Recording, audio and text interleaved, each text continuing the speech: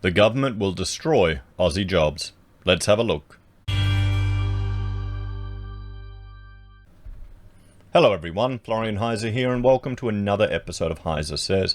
Grab your stein of coffee and let's have a look at this article written by Jessica Yon from Yahoo Finance. Economic death for Aussie jobs if Google pulls search. Now, this is because the Australian government is implementing these laws to protect legacy media, forcing Google to pay to link to news articles. It's utterly insane. It's a bunch of boomer and old politicians, and no offense to boomers that are probably smarter in the use of technology than I am, but you've got to admit there are a lot of your generation that aren't, and a lot of them seem to be in our parliament. And this is just unnecessary government intervention into the market to prop up legacy media. Now, if the legacy media wanted to compete with Google, well, they could get together. They've got a whole lot of reach. They've got a lot of exposure. They are the media. Why don't they build their own search engine? We had a look at the Greens make their proposal of a government-run search engine. I mean, come on. It's just a joke. Do people really think the government can run anything better? Now, I asked the question in a previous video, who do you distrust? Not who do you trust, who do you distrust more? Google with your data, which you can voluntarily step away from, or the Australian government with your data, who you've got no choice but to partake business with? Let me know in the comments while I have another shot of my coffee, guys. Because this is the type of thing that I think a lot of people will just go, oh, I hate Google because they're a big company, then they'll just be propping up other big companies with this type of intervention. We don't need it. We don't need it, guys. It's crazy. So, and I mean, I'm using Google right now. You're watching it most likely on YouTube. You know, access to information. The amount of stuff you can learn on YouTube, the lectures you can get from all over the world, the access to information you can have. It rivals what you could get at our learning institutions here in Australia. You know, and our education quality, it's crashing. It's crashing. My kids, because we were distance education for Mina. We're still doing it for Frederick. And she was learning all these things online, doing these courses, doing this art, and there you go. All free, available, there, fantastic. It's insane that they want to step in and regulate this. And you have all the people going, oh, well, they don't pay their fair share of tax, comrade. Well, who does? Everyone, if you're smart, you try and minimize your tax. And we're seeing how this is happening here in Australia because it's manifesting in a property bubble. Because everyone buys property, runs it at a bloody loss to write it off, to kind of take a dent out of the huge amount of tax people pay in this country. Maybe rather than taxing us all to the hilt, where people have no savings, where they're destitute in many regards, maybe the government should kind of step back and we should look at shrinking the size of the government and the interventions in our daily lives. Now, I know that is, to some people, would be quite a radical proposal. In ages past, it would have been the accepted norm. I would advocate that we need to shift the Overton window to a more central position where government steps away from our personal lives. Sadly, I think that we're probably going to go through a period of, well, radical authoritarian intervention in our lives, maybe for a few years, and we'll have to grow out of that, as generations do. Let's hope the damage isn't too bad. But anyway, back to this, because this is what fundamentally this is. It's government stepping on business, one way or another. And who's going to be caught in the middle? It's not going to be Google. It's going to be Australians and the Aussie jobs that are hurt from this. So, because, I mean, think about it. For me, Google has created more opportunity. Every time the Australian government has just thrown hurdles in front of me for running a business. It's just insane. It's crazy. Coffee shops, restaurants, hair salons, all these businesses that have been doing so well. Oh wait, and holiday homes and caravan parks that have been doing so well thanks to government intervention in the economy to restrict the spread of this illness that's going around the world. They're going to love this. Will be among the hardest hit businesses if Google makes good on its threat to pull its search function from Australia. I hope Google does. I hope they do, and then there's outrage at our politicians for even putting this forward. I hope people realize the type of garbage that our leaders are getting through. We were lucky with the cash ban. We were very lucky with the cash ban. That just happened to be found by someone from what's that party? The Citizens Party happened to get a reference to that, and then they could draw some attention to it and it could spread from there. because most people are pretty apathetic about our politicians here in Australia. And we saw that. I did a video because I have to, get footage for my channel. I will go to the bloody government website to watch the politicians, and that's if you haven't explored that, guys, that's what government-run search engine will be like. That bloody mess. But regardless, I still remember looking at that footage where you had politicians giving these good speeches about the issues with regard to the cash ban to an empty room. That just showed you. Same type of crap here. This is just to protect legacy media, to give them money. And they'll paint it. I've gone through the bloody documents. They'll paint it like protecting small boutique media. I mean, come on. What's going to give people more potential for exposure? The rise of independent journalism. Look at over in the States. The independent journalism is rising because of this media. So, these small and medium businesses rely heavily on its digital presence and the business's ability to be found through web search, meaning Google search's withdrawal from Australia could be devastating, according to new analysis from IBS World. See, and this is what the Australian government is forcing to happen. This is it. It's working fine right now. Oh no, some newspapers are not getting exposure. Maybe they need to adapt. Maybe they need to change. That's what happens in a free market.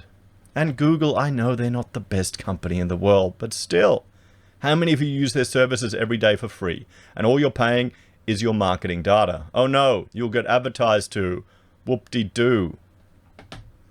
The move would be salt in the wound for a hospitality industry already struggling to get back on its feet after the pandemic.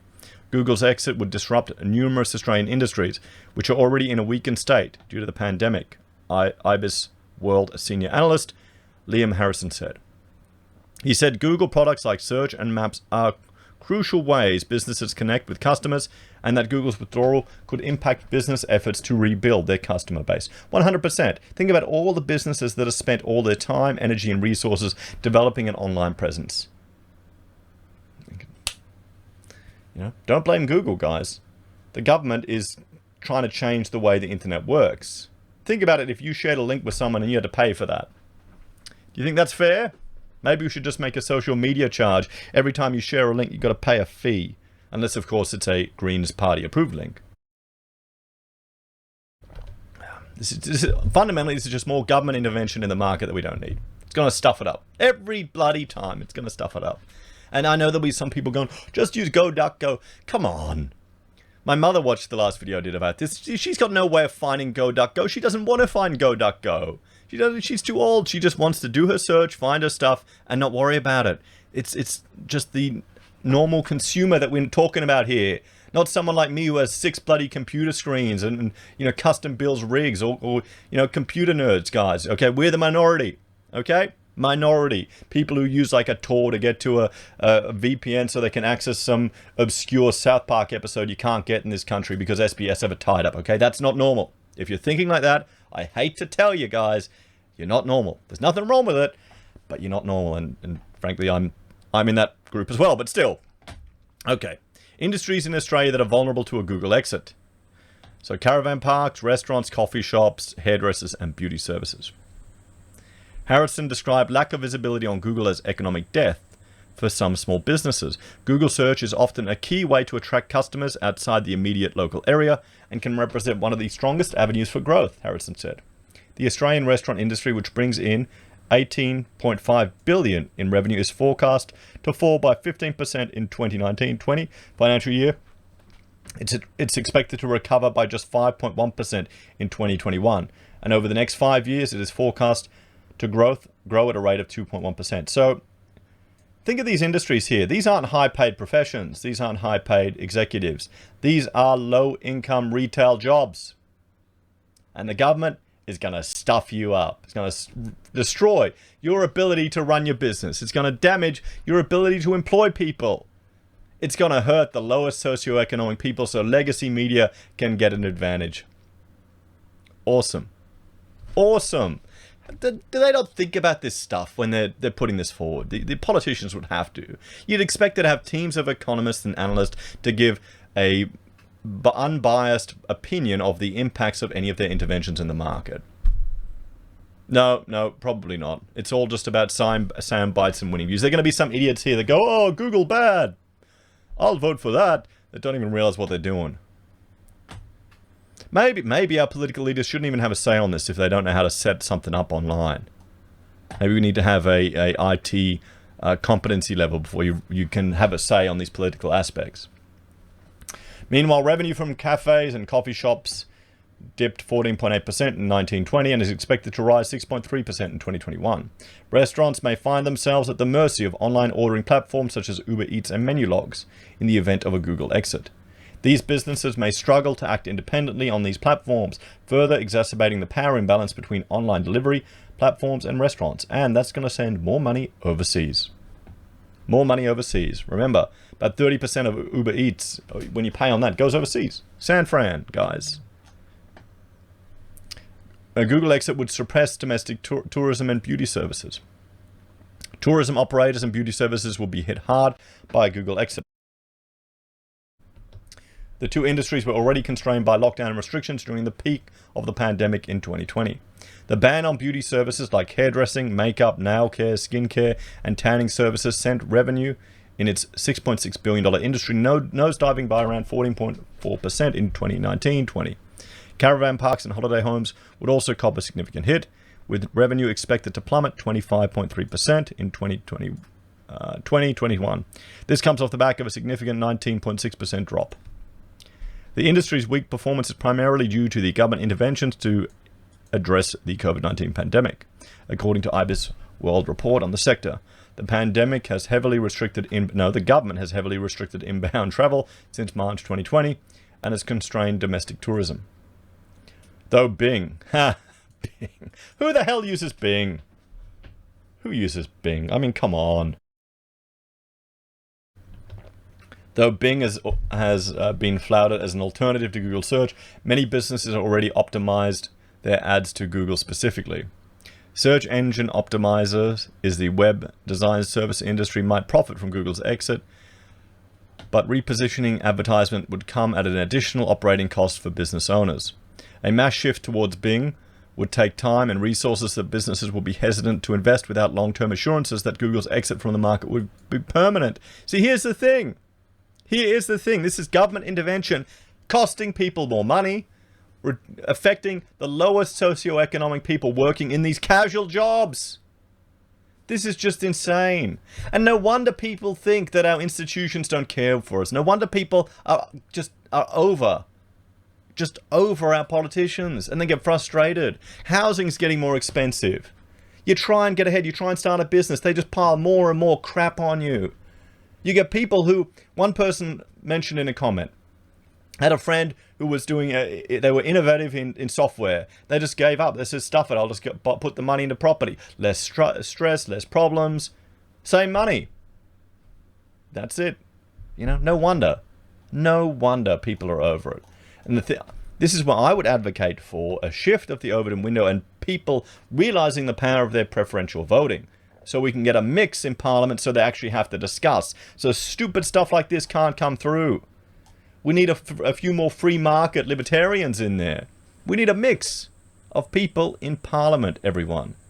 Then they can actually be a debate. So the consequences of this on the poorest people in Australia, which is who it'll affect, can be manifest. What do you reckon? Anyway, guys, like, share, subscribe to the channel. Let me know your thoughts and opinions in the comments down below. Do you have a business? Are you using Google for your advertising? Anyway, guys, if you're a fan and enjoy the content I create here, there's a few ways you can support us. You can join us on YouTube or Patreon. You can support us using our affiliate links from Amazon, eBay, Independent Reserve, or AussieBroadband. You can buy merch from HeiseSays, use Gold Pass from the Perth Mint, or support us via PayPal. Take care, and I will see you all next time. Bye for now.